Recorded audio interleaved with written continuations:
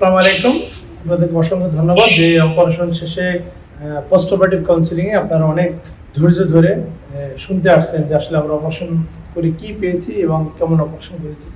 আপনারা জানেন যে এইমাত্র আমি 60টি ল্যাপারোস্কোপিক কোলেসিস্টেক্টমি অর্থাৎ পিত্তথলি পাথরের সার্জারি করেছি। তবে এক একজন এক এক ধরনের পেশেন্ট ছিল। একজন রোগীর ছিল লিভার সিরোসিসের স্টেজ 4, কিন্তু ওনার ব্যথা এমন বেশি উনি সহ্য করতে পারছিলেন না। কার রোগী? না, মহিলার রোগী। Liver cirrhosis. একজন রোগীর ছিল লিভার সিরোসিস, লিভার একেবারেই নষ্ট হয়ে গেছে, পুরো নষ্ট। তারপরে তার পেটে ব্যথা, পিত্তথলি দিয়ে, যে কারণে আমাদের অপারেশনটি করতে হয়। অপারেশনের সময় বেশ রিস্ক ছিল, যে কারণে আমরা একজন ডোনার রেডি রেখেছিলাম। আর একটা অপারেশন ছিল আরো বেশি জটিল, যার অপারেশন রোগীর নাম কি? আরেকটা অপারেশন ছিল আরো বেশি জটিল, সোহেল রানা নামের, যার পিত্তথলি পাথরে আপনারা এগুলো দেখছেন, এত বেশি পাথর।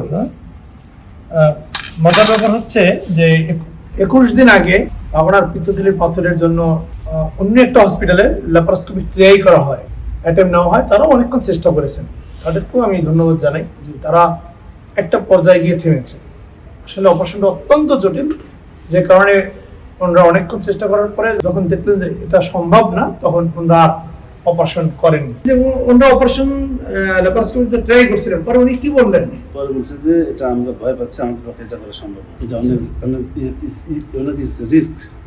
রিস্ক আছে, এটা আমাদের পক্ষে সম্ভব না, এটা অন্য কোথাও ট্রাই করতে হবে। আচ্ছা, ঠিক আছে, জি ধন্যবাদ।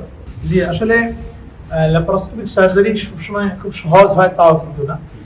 এটা ডিপেন্ড করে যে অপারেশনের এটা ডিপেন্ড করে বেসিক্যালি পিত্তথলি পাথর হয়ে ওই লোকাল বা স্থানীয় অবস্থার উপরে। ওখানে অনেক ধরনের প্যাথোলজি ফর্মেশন হয়, যেমন পিত্তথলি, পিত্তনালী, খাদ্যনালী সব লেগে যায়। অনেক সময় এম্পায়ার বা পুজ দিয়ে পিত্তথলি ভরে যায়। অনেক সময় পিত্তনালী এমনভাবে লাগানো থাকে যে ছুটলে পিত্তনালী আঘাতপ্রাপ্ত হতে পারে, ইনজুরি হতে পারে। এবং অনেক সময় রক্তনালীগুলো এমনভাবে লাগানো থাকে যেটা দিয়ে রোগীর অনেক সমস্যা হতে পারে।